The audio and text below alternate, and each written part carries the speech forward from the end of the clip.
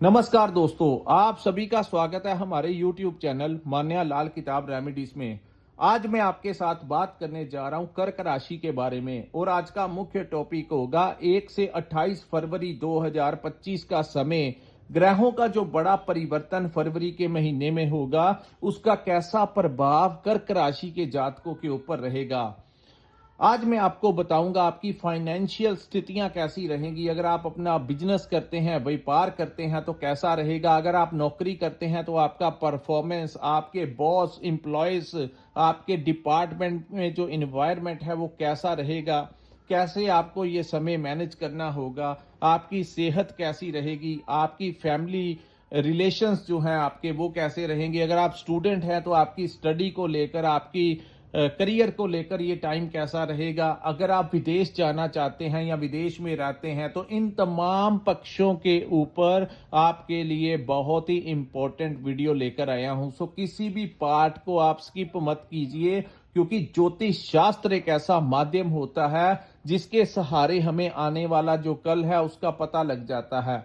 अगर तो ग्रह आपका फेवर करते हैं तो हम आपको कहते हैं कि इन भावों से रिलेटेड आपको बड़ा लाभ मिलने वाला है।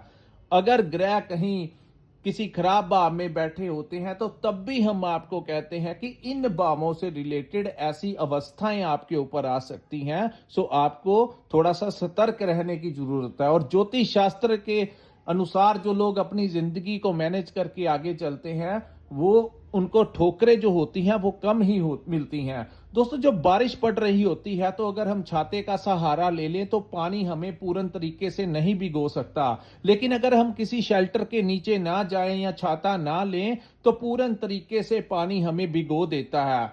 जो जिंदगी में होना होता है वो होकर ही रहता है। लेकिन अगर आप थोड़ा सा जल्दबाजी ना करें, थोड़ा सा अपने क्रोध के ऊपर नियंत्रण रखें, अपनी वाणी के ऊपर नियंत्रण रखें और थोड़ा अवेयर रहकर जिंदगी में आगे बढ़े, ग्रहों के अनुसार आप अपनी जिंदगी में आगे बढ़े, तो आप उसका बड़ा अच्छा खासा लाभ ले सकते हैं। और ये जो सामने आपके मैंने कुंडली बनाई है, ये आपकी चंद्र राशि की कुंडली है। आइए जानते हैं फरवरी 2025 में क्या क्या लाभ मिलने वाला है और किन भावों से आपको थोड़ा सा सजग रहने की, सतर्क रहने की जरूरत है। दोस्तों, इस महीने सबसे बड़ी बात आप लोगों के लिए यही होने वाली है कि राहु और शुक्र की युति आपके भाग्य के भाव में बनेगी।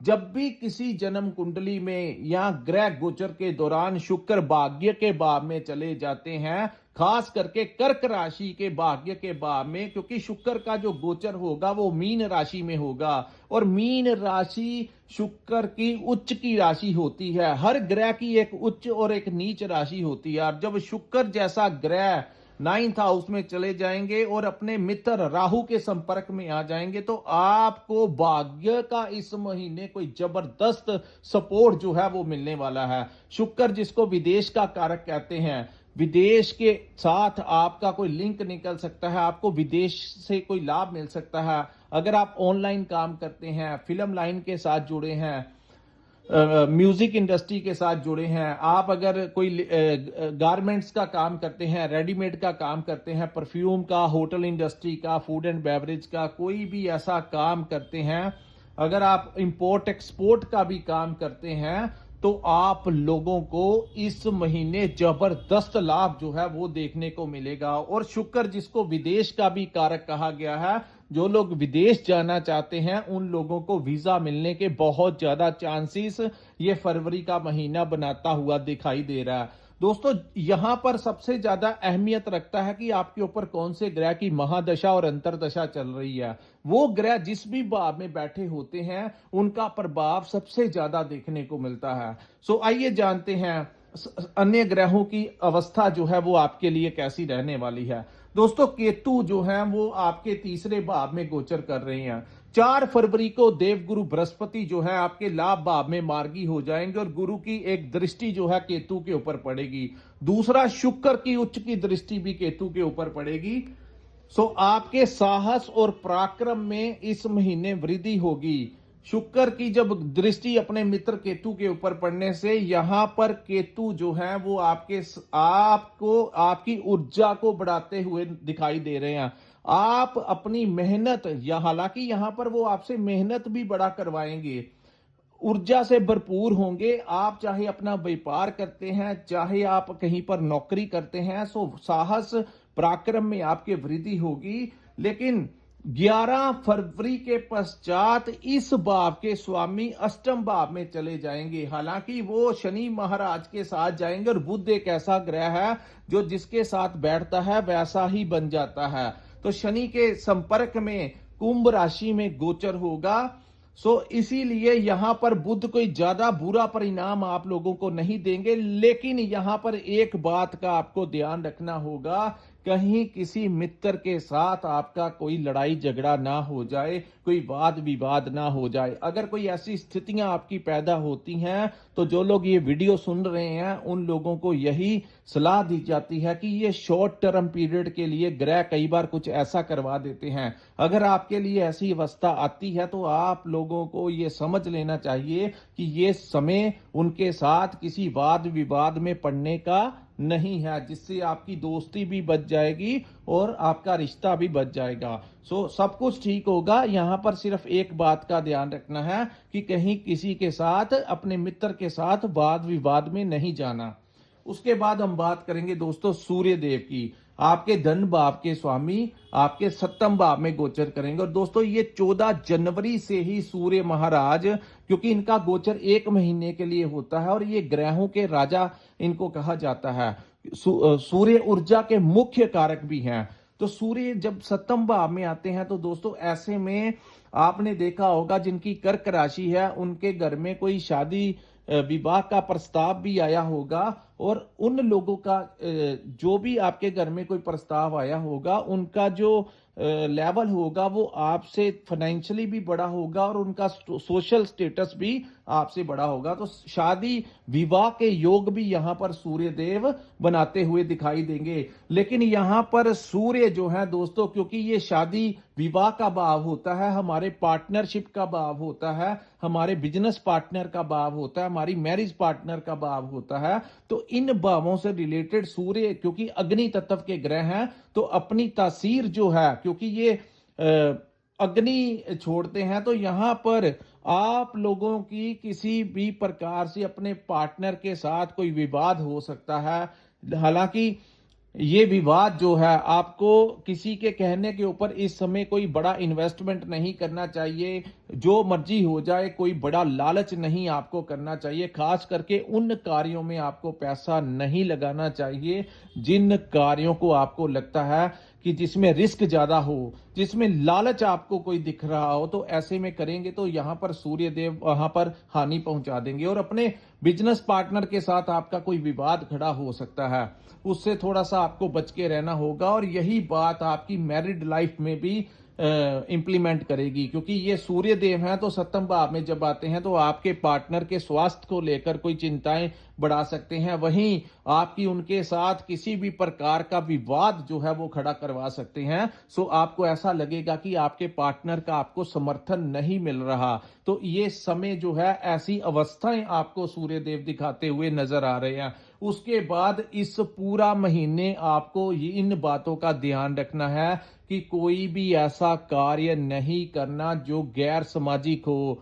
हालांकि चाहे आप पब्लिक सेक्टर में काम करते हैं या प्राइवेट सेक्टर में काम करते हैं या व्यापार करते हैं, आप लोगों को कोई ब्लैकमेल कर सकता है। आपका फोन जो है वो कोई रिकॉर्डिंग पे लगा सकता है, जिसके बारे में आप फोन के ऊपर अगर आप किसी अपने ऑफिसर के बारे में या अपने एम्प्लॉय के बारे में या किसी रिलेटिव के बारे में कुछ बुरा अगर बोल रहे हो तो फोन की रिकॉर्डिंग कर सकता है। और वो फोन की रिकॉर्डिंग आपके वो आगे कन्वे कर देगा, जिसके कारण बाद में आपको हरासमेंट हो सकती है, आपके ऊपर कोई एलिगेशन लग सकता है। तो इन चीजों का ध्यान रखना। खास करके सरकारी जो काम करते हैं, किसी भी प्रकार से अगर आपको कोई रिश्वत देने की कोशिश करे तो आप उन ट्रैपों में इस समय मत फंस जाना, क्योंकि सूर्य देव उसके बाद आपके अष्टम भाव में चले जाएंगे। दोस्तों, अष्टम भाव में जब सूर्य जाएंगे तो अष्टम भाव ये सूर्य का प्रवेश 14 के पश्चात आपके अष्टम भाव में हो जाएगा, जहां पर सूर्य और शनि जो है वो युति बना लेंगे। यहां पर उन लोगों को सबसे ज्यादा लाभ होगा जो लोग किसी न किसी इन्वेंशन के साथ जुड़े हुए हैं, जो रिसर्च के क्षेत्र में काम करते हैं, कोई नई टेक्नोलॉजी का निर्माण करते हैं, जो लोग मेडिटेशन करते हैं, जो लोग उन शक्ति ब्रह्मांड की उन शक्तियों के संपर्क में हैं, जो लोग तंत्र विद्या के साथ जुड़े हुए हैं, इन लोगों को, जो लोग सिद्धि प्राप्त करना चाहते हैं। हालांकि यहां पर आपको पैतृक संपत्ति भी इस महीने अगर आपका कोई पैतृक संपत्ति का डिस्प्यूट चल रहा है तो यहां पर सूर्य शनि की मैं इनकी पहले एडवांटेज बता दूं, उसके बाद वो भी बताता हूं कि यहां पर इसकी डिसएडवांटेज क्या होगी। तो यहां पर ये युति आपको पैतृक संपत्ति दिलवा सकती है। जो लोग ज्योतिष क्षेत्र में जुड़े हुए हैं, एस्ट्रोलॉजी में जुड़े हुए हैं, या कोई डिवाइन पावर के साथ, स्पिरिचुअलिटी के साथ जुड़े हुए हैं, उन लोगों को यहां पर बड़ा लाभ मिलता हुआ दिखाई दे रहा है। दूसरा, लेकिन यहां पर थोड़ा सा आपको अपने पार्टनर के साथ विवाद करवा सकते हैं, उनके साथ आपको किसी ना किसी प्रकार की मनमुटाव करवा सकते हैं, उनकी हेल्थ में कुछ ना कुछ दिक्कत दे सकते हैं। और यहां पर आपको कोई अगर किसी की लड़ाई झगड़ा हो रहा हो, कुछ भी हो रहा हो, आप लोगों को इन्वॉल्व नहीं होना, कोई गलत कार्य मत करना, अन्यथा सूर्य जो कि रेपुटेशन के कारक हैं, जब वो खाई में चले जाते हैं तो आपके ऊपर दोस्तों धन जो होता है वो आता जाता रहता है जिंदगी में, कभी कम आ जाता है, कभी ज्यादा आ जाता है, कभी लॉस हो जाता है, कभी प्रॉफिट हो जाता है, लेकिन सालों साल लग जाते हैं इंसान को मेहनत करके अपनी इज्जत बनाने में, अपनी रेपुटेशन बनाने में। और पल भर अगर आपकी जिंदगी में आपने कोई एक गलती कर दी तो दुनिया जो है वो हजार आपके अच्छे कामों को भूल के आपकी वो छोटी सी गलती पकड़ लेती है। तो सूर्य जब अष्टम भाव में जाते हैं तो इंसान को कलंक लगवाने का कार्य करते हैं। तो आप लोग कोई ऐसा कार्य मत करना जहां पर आपके ऊपर कोई एलिगेशन लग सकता है, तो इन चीजों से थोड़ा सा बचाव करके चलना। उसके बाद हम बात करेंगे राहु और शुक्र की युति के बारे में। दोस्तों, ये युति जिनके ऊपर इस समय शुक्र की महादशा या अंतरदशा चल रही है, और अगर आप लोगों के ऊपर इस समय बड़ी ज्यादा किस्मत जो है वो मेहरबान होने वाली है। वैसे भी ग्रह गोचर के दौरान शुक्र और राहु की यह युति आपको कोई बहुत बड़ा लाभ, कोई बड़ा प्रोजेक्ट दिला सकती है, आपका रुका हुआ धन आपको वापस दिला सकती है। इस समय अगर आप प्रयास करेंगे तो वो कार्य भी आपके सिद्ध हो जाएंगे, जिन कार्यों को आप करने के लिए लंबे समय से संघर्ष कर रहे थे, नहीं हो पा रहे थे। इस समय आपको अपने भाग्य का इतना सपोर्ट मिलेगा। अगर आप, लेकिन भाग्य का सपोर्ट आपको तभी मिलेगा अगर आप कर्म करेंगे, यानी कि आप एफर्ट करेंगे, आपको मेहनत करनी होगी, आपको अपना जो प्रयास है, मेहनत है, फोकस है, वो करना होगा। तो जैसे ही आप कार्य क्षेत्र की तरफ आगे बढ़ेंगे, धीरे धीरे ये पूरा महीना भाग्य का पूर्ण सपोर्ट इस समय कर्क राशि वालों को मिलता हुआ दिखाई दे रहा। लेकिन यहां पर भी मैं आपको एक बात बताता हूं दोस्तों, राहु जो है वो षड्यंत्रकारी ग्रह हैं, और शुक्र जो है इनको भौतिक सुख संसाधनों का तो देवता कहा जाता है।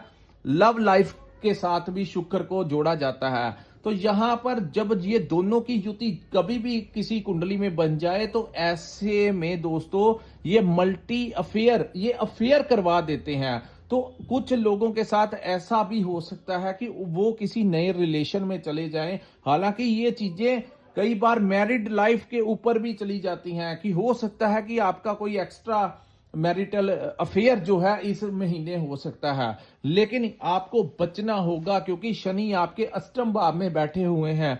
जैसा ही आप ऐसे किसी भी कार्य में अपने आप को इन्वॉल्व करते हैं, अगर आप मैरिड हैं तो अगर आप ऐसे कार्यों में अपने आप को इन्वॉल्व करते हैं तो शनि अष्टम भाव में है, बाद में वो आपके कर्मों का आपको हिसाब दिला देंगे। यहां पर मैं आपको एक उपाय बताता हूं दोस्तों, शनि जब भी अष्टम भाव में होते हैं, जब तक, क्योंकि ये 29 मार्च 2025 तक आपके अष्टम भाव में रहेंगे, तो यहां पर जब भी आप सुबह शावर लेते हो तो लकड़ी के आसन के ऊपर बैठकर ही आपको, जिन लोगों को शनि की महादशा या अंतरदशा चल रही है और शनि उनको ज्यादा पीड़ा पहुंचा रहे हैं, उन लोगों को मैं एक रेमेडी यही देता हूं कि एक तो जो ब्लाइंड लोग होते हैं उनको भोजन करवाइए, दूसरा लकड़ी के आसन के ऊपर बैठकर ही स्नान कीजिए और उसमें थोड़ा सा दूध जरूर डाल लीजिए। और अपने घर में कोई कंस्ट्रक्शन का काम जब तक शनि अष्टम में है मत करवाइए, अन्यथा आपको ये बहुत हानि पहुंचाएंगे।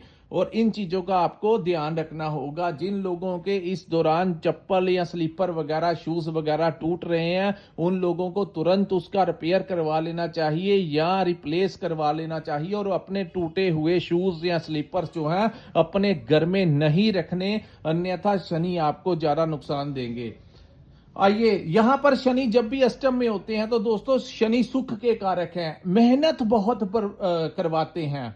तो जब शनि मेहनत करवाते हैं तो इंसान को लगता है कि उसका संघर्ष जो है वो बहुत ज्यादा बढ़ गया है, जो कर्क राशि वालों के साथ लंबे समय से हो रहा है। लेकिन इस समय आपको भाग्य का, शुक्र का बहुत सपोर्ट मिलेगा। और शुक्र, जिसको महालक्ष्मी का कारक कहा जाता है, जब शुक्र उच्च के होते हैं, भाग्य का सपोर्ट दिलाते हैं, तो आपको पैसा भी आपको मिल सकता है, आपको कोई प्रॉपर्टी मिल सकती है, आप अपने लिए कोई नया वाहन खरीद सकते हैं, क्योंकि आपके चतुर्थ भाव के भी स्वामी हैं और आपके लाभ के भाव के भी स्वामी हैं और वे उच्च के हो जाएंगे आपके भाग्य भाव में। तो आप लोगों को कोई नई प्रॉपर्टी इस समय मिल सकती है, किसी नए घर में आपका प्रवेश हो सकता है, कोई नया वाहन आपको मिल सकता है।